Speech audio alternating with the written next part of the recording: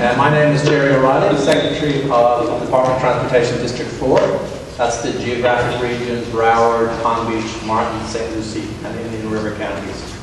We're sitting in District 6, which is Miami-Dade and South.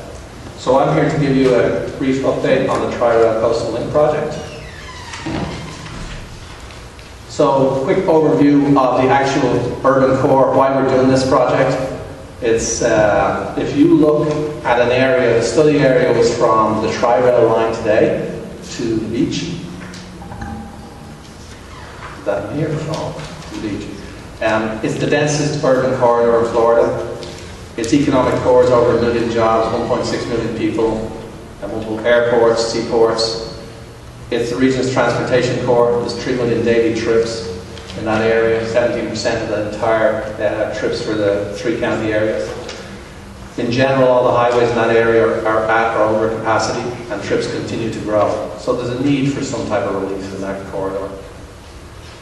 This project has a long history, not quite as old as the map, but approaching it.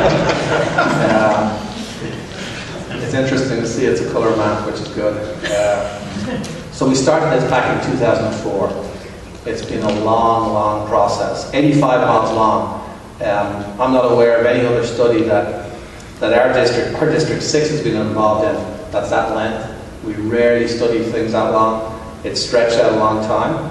But you can see there the key dates in what's happened when. 2012, FECI announced all of our Florida service. That did alter things.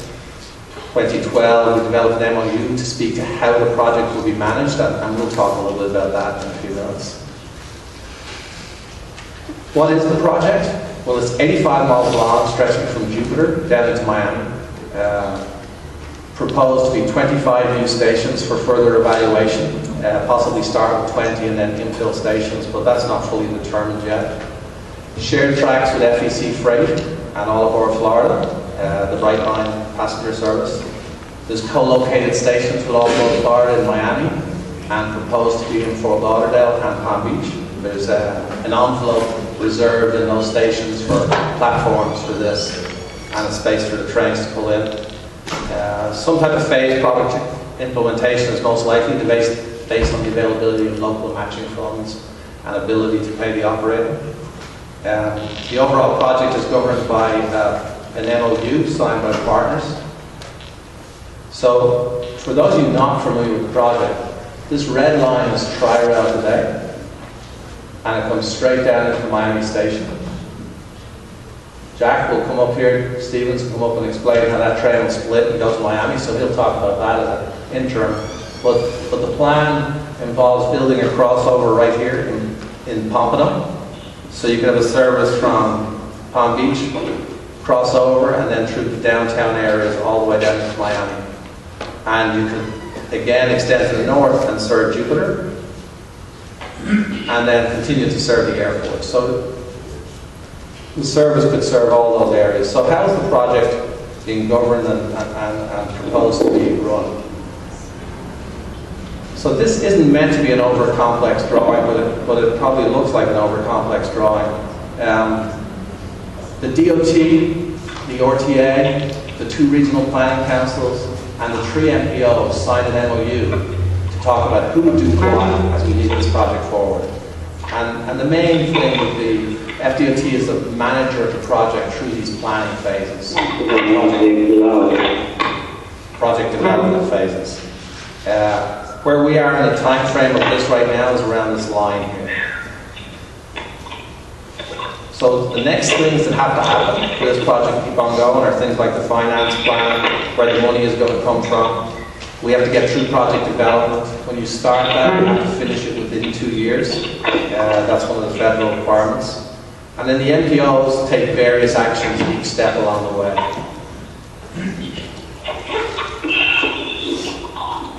The project hasn't started project development yet. It's on hold, so to speak, at least on hold for moving into project development. We're still doing some work along the corridor. We've fully funded the project development, so it's fully funded the actual study, not the construction of the study. There's enough environmental work that's been done to ensure that once it starts, it can be finished in 18 to 24 months. And at the moment, the financial plan is on hold. SF48 has been working on that. So what has to happen to complete the project development within 2 years? So this is a fancy little thing, I guess, a graphic. It's not meant to signify anything other than it's the FDOT, the RTA, and the locals working together to move the project because each has a part to play. DOT's part will be the environmental analysis, the documentation, ridership forecasts, and any cost estimates needed for construction or the maintenance. The MOU, as it's currently written, says that the finance plan would be developed. It doesn't mean the RTA is paying for anything, it means they develop the finance plan, are responsible for pulling together the locals and where the money will come from.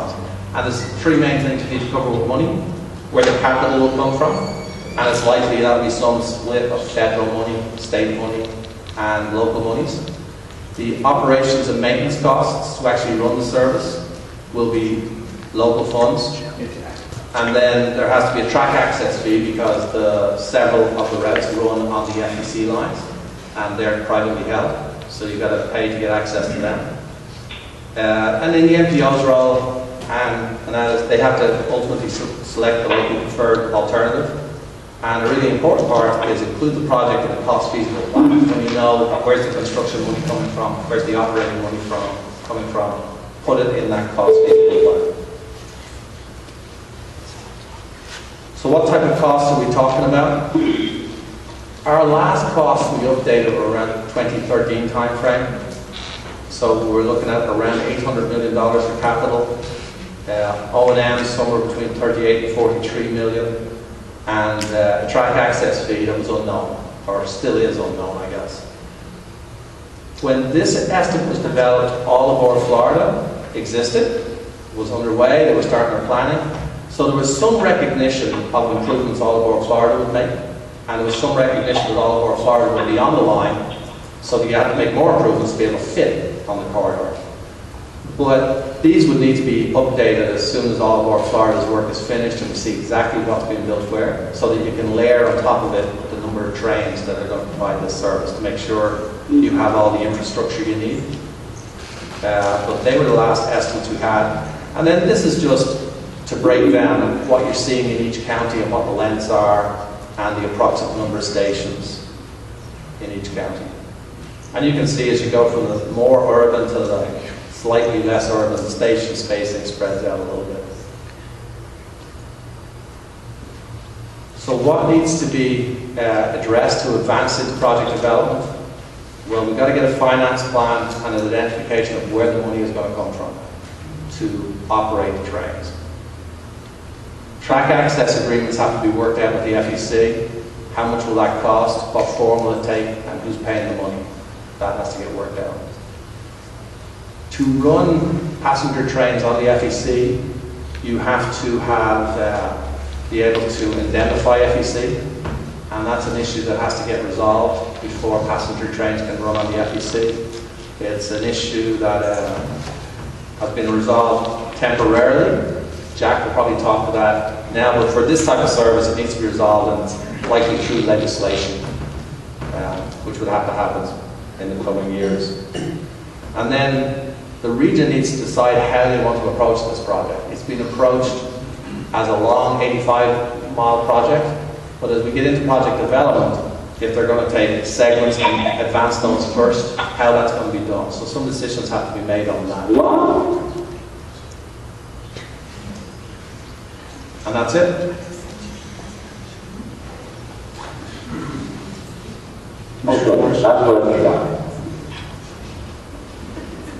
Thank you, Mr. Secretary. Okay, thank you. Oh, we've got a question. Is it on there, sir? There it is. I liked everything you said. There is great lively interest in Dade County, Miami-Dade, in getting our segment done ASAP.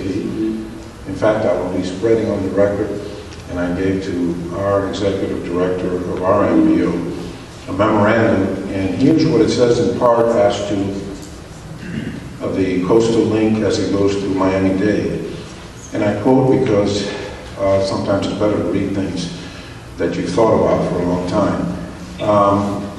In the case of the Northeast Corridor, whose principal guideway is already under construction by a private entity, FECI, as part of its overboard system, a small amount of track will be needed for the commuter train known as Coastal Link. I believe it's 2.5 miles is the latest estimate that we've been given.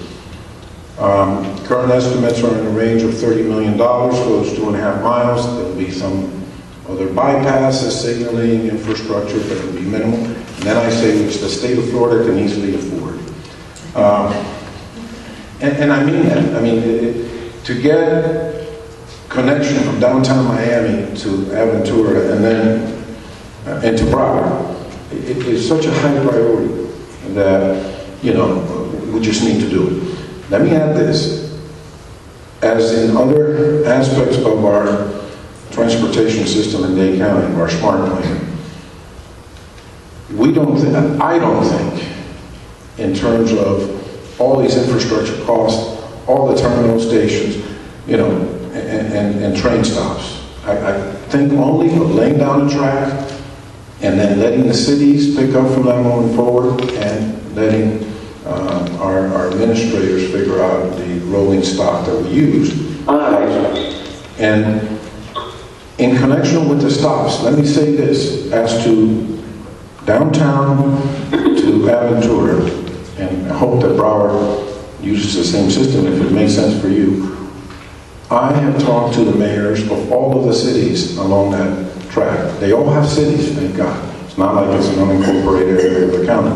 And all 4 mayors, beginning with Regalado, with 3 stops contemplated in the city of Miami.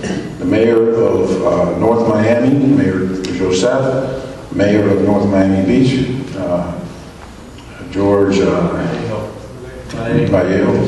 and Mayor Ines Ayman in Aventura. They have all said, yes, of course we'll build our own stations. So it is key not to let our administrators, with all due respect, the equivalent, think, you know, air-conditioned shelters, all of these highfalutin things. I mean, we're thinking of a train very much like what you see in New Orleans, in Boston, with a little pedestal where you get off, you know, that hopefully will be a little shelter there. But the most important thing is to connect that part of the system. And if you see a lot of energy on our part, and you experience that, it is my hope that everyone will sign into this, and that we can get our part of it done before Broward beats us to the punch. Commissioner Furr? Thank you. And just to piggyback on this a little bit, I have a couple questions real quick. That's okay. I see that it's on hold, but can you tell us why it's on hold? It's on hold until we get those issues resolved. So if I go back a couple of slides. There has to be a finance plan about how you move forward. We can't start. If we enter project development, we get 2 years to finish it. It has to be finished, well, probably 12 months into it, I think, on our schedule. We have to have a finance plan worked out. So we've got to know, where is the money coming from to operate the train? Okay. It has to be ready to go into the NPO's cost feasible plan. So really, from a local perspective, it's the operating funds to run it, whatever segment it is, and it's the access fee to be allowed to be on that corridor. To that extent, we are, as I'm sure you know, we are in the middle of a penny sales tax campaign to find funding precisely for this. But there's a little bit of a chicken and egg thing happening here, because it's hard for us to sell to the public that we are on board with this when we don't know where you all are. Because we want to be able to put this front and center and say, this is a big part of our campaign to make this happen. And passing this penny sales tax is a big part of that. But we're having a hard time being able to say that because it's not moving on the other side. So we need some kind of an opening that we're able to say that. Part of that, and I know part of that has to do with the access fee. And I'm wondering, and I know Dave is in the middle of trying to negotiate access fees. Isn't there a way that we can negotiate all the access fees together? If Miami-Dade, Broward, and Palm Beach tried to do that together, can we do that? I'm sure there is. The issue is what groups you put together. Somebody has to take the lead in that. Somebody has to take the lead in a finance plan that can cover the operating costs. The capital is more likely to be able to work itself out. But the operating costs and the access fee, you have to decide how you want to approach it. Are you approaching it as a service to Aventura, a service to Fort Lauderdale, are you going to extend to Jupiter, and where will that money come from? Somebody has to take the lead in that. Right now, the way we had structured the project, it was set up with SFRTA and that lead role. But, and I don't know, Jack will be up here to talk for himself, I don't know the way you're progressing right now. If Miami's looking at a piece on their own, they're going to come up with the money, maybe that's the answer. Or if Broward is thinking they'll join with Miami-Dade. But somebody needs to do it. And then ultimately, the concept of an access fee and how much it is, and whether it's how you'll pay it, where the money's going to come from. We need to see all those things being worked on and start getting put in place. Okay, so let me just backtrack for a minute. If our penny sales tax passes, are we able to say that this project is then not on hold? Can I make that connection? I don't think you can. I think you need to make a connection between the estimated cost of the access fee is this, the estimated cost of operating is this, and here's where the money is programmed. So let's say if we were able to, if it passes and we were able to say we dedicate such and such amount to this, then can it go on hold? I'm going to keep trying to find out how I get this on hold. Yeah, I think what you're saying, and then Miami-Dade saying the same thing, where that source of money is. So you need to know the exact dedicated source before it can come off hold. Yeah. And only the O&M? Well, I listed a few things here. The O&M, the track access fee, and the liability issue has to get resolved. And that will take a legislative change, but I expect that will start happening. And are you all working on the legislative? DOT is not working on it. Jack will be up here in a little bit, he can talk to us. We should have stood up here together, Jack. Yeah. Come on up, Jack. And lastly, is there a methodology to determining where the stops are going to be, where the station stops, and the distance between, and those kind of things? Because I think we're right. Every city that I know is having to build their station. But we need to know if there's a methodology and a distance between stops that is required. Yes, there is a methodology, and an awful lot of work has been done on this already. We started at probably 50 or 60 locations. You've got to look at the ridership, you've got to look at where people are actually coming from, the distance to their jobs, etc. That got narrowed down, and we said we would move 25 stations into the project development phase with the thought process that there might be about 20 at start. And then you would infill stations. But we were going to study in detail 25 locations. Yes, I'm sure cities would want to participate, so when you put together a financial plan, you can say the costs. But the stations, I would say, aren't cast in stone because that's part of what gets studied at the next phase. But there's been extensive work done on it. Just because somebody says, I'll build you a station, it doesn't work very well if there's no ridership. And it can't help support you getting federal funds to build it. So it's a little bit of both. And a lot of that work has been done, but it needs to be finished. Okay. And lastly, was the Fort Lauderdale Airport included in one of those stops? Yes. Considered? Okay. Yeah. Excellent. Thank you very much. Thank you. Couple of things, Mr. Director. On the indemnification issue, I want you to know that we're already sending out emails to our legislators to try to get that done in the next session, 2017. We happen to have all the senators in the state of Florida running for re-election after redistricting. So, and of course, all the representatives running for re-election by the nature of the beast. So I wouldn't worry too much about that, Commissioner. On the track access fees, I wouldn't worry too much about that either. Let me remind everyone here what happened about 4 years ago when I got very upset with the South Florida Regional Planning Council staff. FECI negotiated 35 miles from Cocoa Beach to Orlando, and they told me that that had not been, clarified to us before they made the deal. And I said, well, how much is the track access fee? Actually, it's the entire right-of-way access fee, which I presume was 100 feet. They said, well, it's $250,000. And I said, $250,000 a day?